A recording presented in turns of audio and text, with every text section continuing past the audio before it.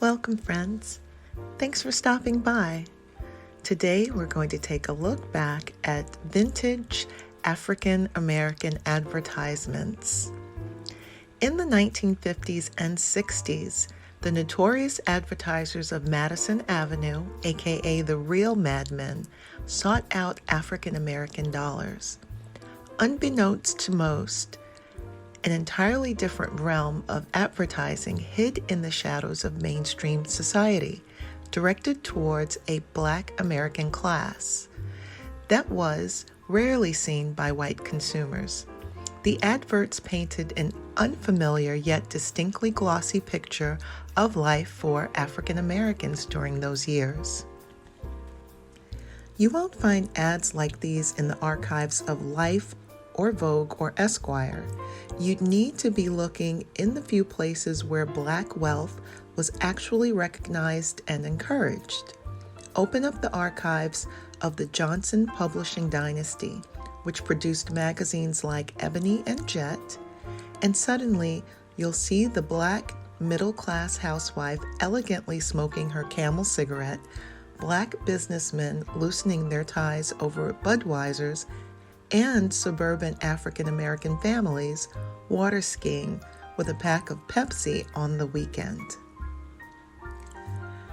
For decades, these revolutionary publications were the only place African Americans could find stories about their own community, portraying affluent Black members of society.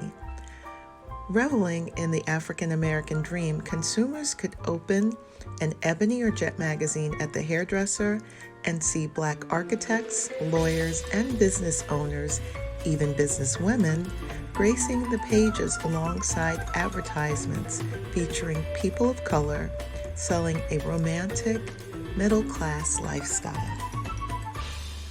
Recognizing that the African American community was starved for such affirming imagery, founder John Harold Johnson saw the niche in publishing early on, calling the largely ignored Black American consumer market a Black gold mine. Before the Johnson Publishing Company came along, the Black consumer demographic simply didn't exist to America's corporations. But at its peak, Ebony, modeled on Life magazine, was circulating 2.5 million copies a month. Those kinds of numbers, said to be unmatched by any other general interest magazine in America, couldn't be ignored by corporations.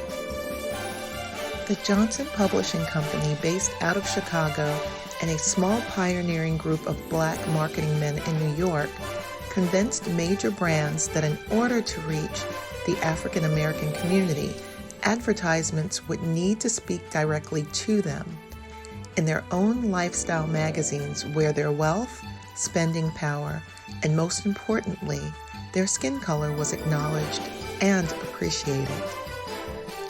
These ads would never be seen in the mainstream white media, but the marketing returns were nevertheless explosive for companies, giving rise to an invisible golden age for targeted Black advertising. Hope you enjoyed this, friends, and thanks for stopping by. Look forward to seeing you in the next video. Toodles!